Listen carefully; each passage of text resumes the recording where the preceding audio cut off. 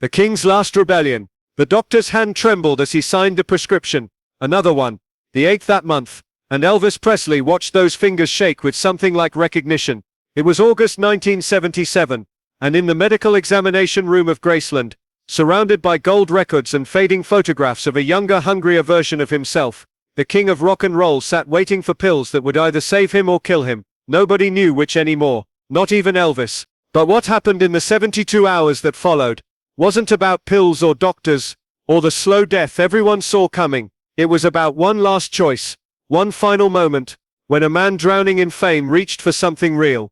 The Memphis heat pressed against the windows, like an unwanted memory. Elvis stared at the prescription bottle, then at his reflection in the mirror across the room. The face looking back wasn't the one from '68, lean and dangerous in black leather. This face was swollen, tired, desperate, 42 years old, and feeling 80. His father Vernon stood in the doorway, worry carved into every line of his weathered face. "You okay, son?" Elvis didn't answer immediately. He was thinking about a phone call he'd received 3 days earlier, a voice from the past he never expected to hear again. Sam Phillips, the man who'd recorded That's All Right, in that tiny Memphis studio 23 years ago. The man who'd believed in a poor white boy who sang like he was black, who moved like sin was salvation. "I need to make a call, Daddy." Vernon's eyes narrowed. "It's 3 in the morning.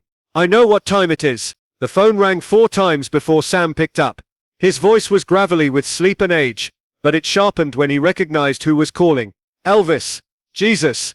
You sound terrible. I need to record something." Silence stretched between them like the years. Sam Phillips had sold Elvis's contract to RCA in 1955 for $35,000. The best and worst business decision of his life. They'd barely spoken since. Now here was Elvis, calling in the dead of night, asking to come back to where it all started. "When?" Sam finally asked. "Tonight. Right now. You can't just." "Sam, please." That single word carried everything. Desperation. Hope. The ghost of the boy who'd walked into Sun Studio with $3 and a dream. Sam heard it all. "I'll meet you there in an hour." But here's where the story gets dangerous. Elvis hung up and looked at his father, at the pills scattered across the bathroom counter, at the life that had become a beautiful prison. Colonel Tom Parker, his manager for 2 decades, controlled every aspect of his existence. What he sang, where he performed, who he spoke to. The Colonel had built an empire on Elvis's back, and he wouldn't let his golden goose fly away, especially not back to Sam Phillips, especially not now when Elvis was worth more as a nostalgia act than as an artist. Elvis knew that making this recording without the Colonel's permission was rebellion, knew it could mean lawsuits, broken contracts, the end of everything the Colonel had built. But sitting there in the pre-dawn darkness of Graceland, surrounded by wealth that felt like poverty and success that tasted like failure, Elvis realized he'd been asking permission his whole life, from his mother Gladys, rest her soul, from the Colonel, from the fans who wanted him frozen in 1956 forever. "Get the car," he told Vernon. "Son, the Colonel, fuck the Colonel." Vernon's eyes went wide. In 20 years he'd never heard Elvis speak that way about Parker. But something in his son's face made him nod, made him grab the keys, made him understand that this wasn't about music anymore. This was about a man trying to find himself before he disappeared completely. The drive to Sun Studio took 20 minutes through empty Memphis streets. Elvis wore sunglasses, despite the darkness, a baseball cap pulled low, old habit. They passed Beale Street, where black musicians had taught him about rhythm and soul, when he was just a kid driving a truck for Crown Electric. They passed Hume's High School, where he'd been the weird poor boy who carried a guitar, and got called sissy for singing. They passed all the ghosts of who he'd been before he became Elvis Presley trademark. Wait until you hear what Sam had set up inside. The studio looked smaller than Elvis remembered. Or maybe he'd just gotten bigger. Not physically, though that too. But bigger in the way fame makes people bigger. More consuming, less human. Sam was waiting outside. 61 years old now. Silver-haired but still sharp-eyed. They didn't hug, just looked at each other. "You sure about this?" Sam asked. "No?" "Good. Come inside." The studio hadn't changed much. Same acoustic tiles, same vintage microphones, same smell of dust and possibility. But standing there, waiting, was someone Elvis hadn't expected. Scotty Moore, his original guitarist, the man who'd played on That's All Right, and countless other early recordings. Scotty was 65 now, retired, hadn't played with Elvis in years. "Scotty," the guitarist smiled, sad and knowing. Sam called, said you were coming home. Coming home. The words hit Elvis like a physical thing. Because that's what this was, wasn't it? Coming home to the place where he'd been hungry and scared, and gloriously free. Before the movies. Before Vegas. Before the pills and the divorce and the loneliness that felt like drowning. What do you want to record? Sam asked. Elvis pulled out a crumpled piece of paper from his pocket. On it were handwritten lyrics to a song he'd been working on alone in his room at Graceland. Not the Brill Building professionals who wrote his hits now. Not the Nashville session that felt like assembly lines. Just him, a guitar, and words about feeling lost in the life he'd built. It's called Ghosts of Grace, he said quietly. Scotty read the lyrics over his shoulder. The old guitarist's eyes got wet, but he didn't comment. Just picked up his guitar, started finding chords that matched the melancholy of Elvis's words. They worked through the night. No producers, no colonel, no entourage. Just three men who'd started a revolution together. Now trying to remember what it felt like to make music, because it meant something, not because it sold something. Elvis's voice, ravaged by years of abuse, found notes that were raw and honest. He wasn't trying to be the Vegas Elvis, wasn't trying to be the young Elvis. He was just trying to be true. Around 5 a.m., they laid down a take that made Sam nod slowly. That's it, he said. That's the one. Elvis stood at the microphone, breathing hard, sweat running down his face despite the air conditioning. For the first time in years, he felt something like peace, like he'd touched the thing that made him start singing in the first place. Not for applause or money or fame, but because music was the only language he had for feelings too big for words. Then the studio door crashed open. Colonel Tom Parker stood there, backlit by the rising sun, his face purple with rage. Behind him were two lawyers, and Vernon, who looked apologetic and terrified. I called him, Vernon said miserably.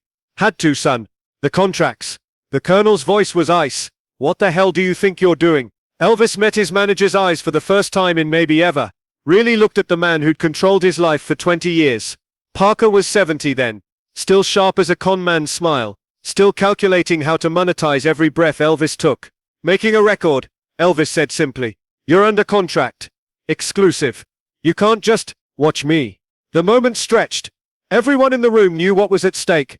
The colonel could bury Elvis in lawsuits, could freeze his assets, could make the last years of his life a legal hell, but something had shifted in Elvis's face. Some fundamental thing had changed during those hours of making music without asking permission first. This isn't about money, Elvis continued, his voice steady. This isn't about Vegas, or tours, or merchandising. This is about having one thing that's mine. Just one.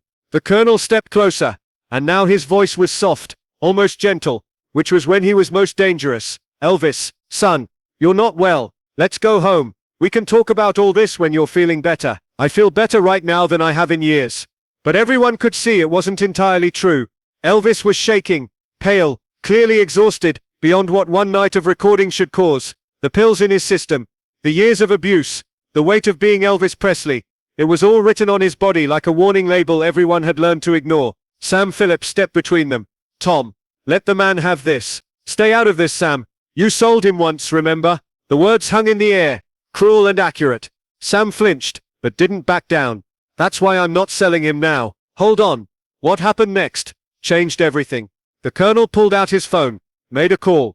Within minutes, the studio was surrounded by photographers he'd somehow summoned, always prepared, always controlling the narrative. If Elvis was going to rebel, Parker would make sure the world saw it his way.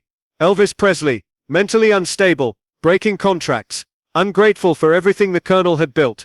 Elvis watched the photographers gathering outside through the studio window, saw the trap closing, saw how this would play. The colonel as the patient manager, dealing with a difficult star.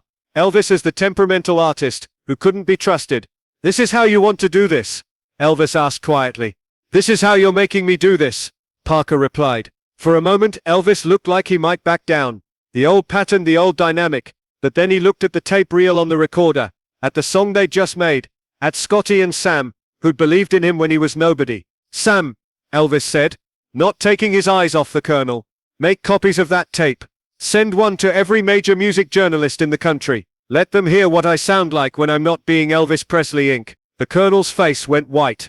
You do that, and I'll bury you. You already have. The words came out soft but devastating, because it was true, wasn't it? The colonel had built Elvis into an icon, but buried the man underneath, had made him rich, but trapped him in a persona he couldn't escape, had protected him from the world, but locked him in a golden cage. Parker's voice dropped to a whisper. For Elvis's ears only. Without me you're nothing. You'll destroy yourself in 6 months. Elvis smiled, and it was the saddest thing in the world. Tom, I'm already destroyed. At least this way it's my choice. The sun was fully up now. Memphis coming awake outside the studio walls. The photographers were snapping pictures through the windows. The lawyers were on their phones. Vernon was crying quietly in the corner, and Elvis Presley stood at the center of it all, feeling more alive and more doomed than he'd felt in years. Sam Phillips made the copies, sent them out that day, to Rolling Stone, to Billboard, to every music critic who'd written about Elvis's decline. The song Raw, Honest Haunted, hit the industry like a bomb. Critics called it his most honest work in decades. Fans heard the pain, and loved him for it. The Colonel's narrative of instability clashed with the undeniable artistry of what Elvis had created. But here's what nobody knew would happen. The rebellion cost Elvis everything Parker had threatened. Lawsuits piled up.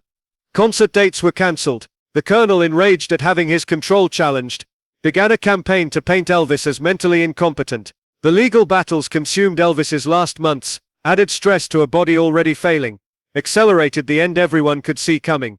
On August 16, 1977, just 14 days after that night in Sun Studio, Elvis Presley died at Graceland. The official cause was heart failure, but the real story was more complicated. Yes, the pills contributed. Yes, the years of abuse took their toll, but in those final 2 weeks, Elvis had seemed different to the people closest to him. Not happier exactly, but more present. More himself, like he'd remembered, for just a moment, why music had mattered in the first place. The tape of Ghosts of Grace became legendary. The last real recording Elvis made. The last time he fought for something artistic, rather than commercial. Some critics called it his American moment, comparing it to Johnny Cash's late career renaissance. Others called it sad, the desperate act of a dying man trying to reclaim something he'd lost decades ago. But here's what matters. For one night, in a small studio where it had all begun, Elvis Presley wasn't a brand, or an icon, or a Vegas act. He was just a man with a guitar and a song, making music because he had to, because it was the only true thing he knew how to do. The Colonel, in interviews after Elvis's death, never mentioned that night. Never acknowledged Ghosts of Grace. Some say it was shame that he knew he'd pushed too hard, demanded too much, valued the empire over the emperor. Others say it was just business, that Parker had moved on to protecting his financial interests in Elvis's estate. But Sam Phillips, before he died, told a different story. He said that late one night, years after Elvis's death, the Colonel had called him, drunk and rambling, asked to hear the tape one more time, listened in silence, then hung up without a word. Whether he was moved or regretful, or just maudlin with whiskey, Sam never knew. The song itself, Ghosts of Grace, remains Elvis's most controversial recording. It's never been commercially released, due to the legal tangles between the Presley estate and Parker's interests. Bootlegs circulate among collectors, traded like contraband. The lyrics speak of a man haunted by who he used to be, trapped in a mansion he built himself, singing for people who loved someone who no longer existed. I'm a ghost in my own grace. The final verse goes, haunting rooms I used to own, playing songs to empty faces, dancing on stage alone. Scotty Moore, in his final interview before his own death, in 2016, called that session, the real Elvis's last stand. Not the jumpsuit Elvis, not the movie Elvis, not the Vegas Elvis, just Elvis Presley, the truck driver from Tupelo, who'd walked into Sun Studio, with nothing but hunger, and hope and a voice that would change the world. And maybe that's the real story, not about the death, but about the rebellion, about a man so famous, he'd become invisible trying one last time to be seen, about an artist trapped in his own success, fighting for one final moment of truth. The photographers who gathered outside Sun Studio that morning captured images that would become iconic. Elvis, backlit in the studio doorway, looking simultaneously exhausted and alive. The Colonel, face twisted in fury, phone pressed to his ear. Sam Phillips, standing between them like a man trying to stop a train wreck in slow motion. But they didn't capture what mattered.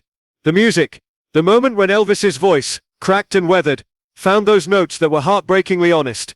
The look on Scotty Moore's face when the song ended, like he'd just watched someone he loved say goodbye. The way Sam Phillips had nodded slowly, recognizing something he thought he'd never hear again. In the days after Elvis's death, Vernon Presley received hundreds of condolences, but one stood out. It was from a music critic, who'd received the tape of Ghosts of Grace. The letter was brief. I've covered Elvis for 20 years. This was the first time I heard him. That's the tragedy, isn't it? That it took rebellion, took breaking contracts, and defying managers, and risking everything, for Elvis to sound like himself again. That the price of authenticity was destruction. That the only way to escape the cage was to burn the whole circus down. The legacy of that night continues to ripple through music history. Young artists cite Ghosts of Grace as inspiration, proof that it's never too late to choose art over commerce, truth over image. The song has been covered by countless musicians, each adding their own pain to Elvis's original blueprint of longing. But no version captures what that original recording had. The sound of a man coming home to himself, if only for a moment. The sound of someone choosing artistic death over commercial life. The sound of Elvis Presley, not the king, just Elvis, singing like his life depended on it, because it did.